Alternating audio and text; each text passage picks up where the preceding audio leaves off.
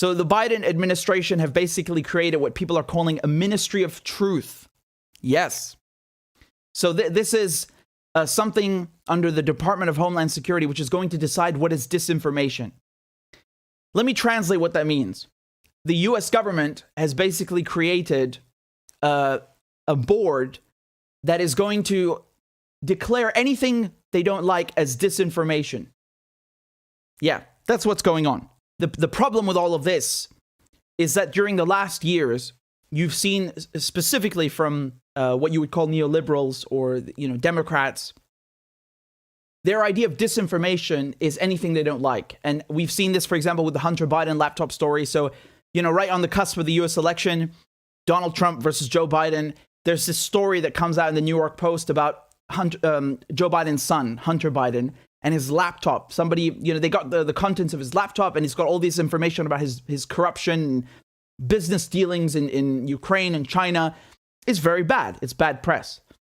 And what happened is you had all of these intelligence officials, they signed this letter, this joint letter, saying that this is a fake story, the information is fake, and it's from Russia. It's Russian disinformation.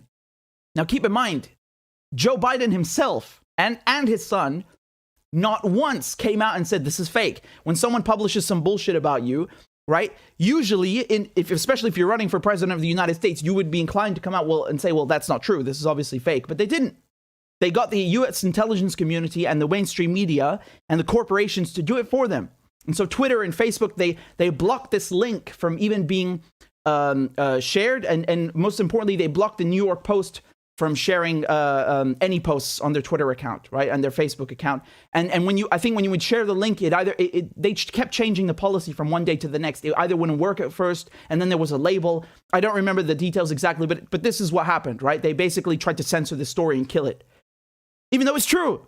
And the New York Times corroborated this just a few weeks ago, so we know the story was true. And it's an example of how even when something is 100% factually correct, the establishment, the media, the corporations, and, of course, the intelligence communities will come out and try to kill it by saying, oh, it's Russia, Russia.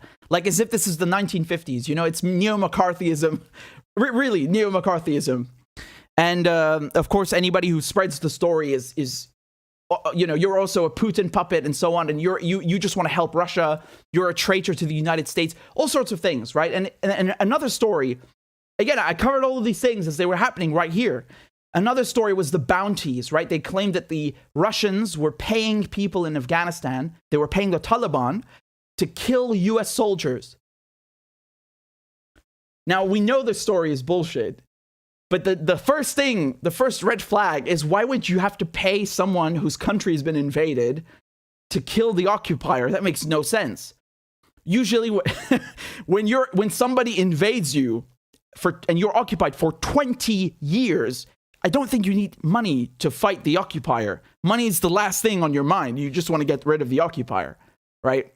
But so that's the first telltale sign that this is nonsense. And then you had people in the US military who came out and said this is nonsense. But that didn't stop them from publishing the story, right? It was on Richard Medhurst, it was in the New York Times, and this was front page news. And they used this as sort of like something to annoy Trump with, like, oh, Trump knew about this and he didn't do anything. Yeah, he didn't do anything because it's fake. And I'm the last one to defend Trump. I think he is just as establishment as the rest of them. But it goes to show you how, once again, you had a nonsense story. They're blaming Russia for it. And that is actual disinformation because it's a lie. But they are passing it off as the truth. So we are really living in an upside down world at the moment, where the people claiming to fight disinformation are actually the biggest spreaders of disinformation.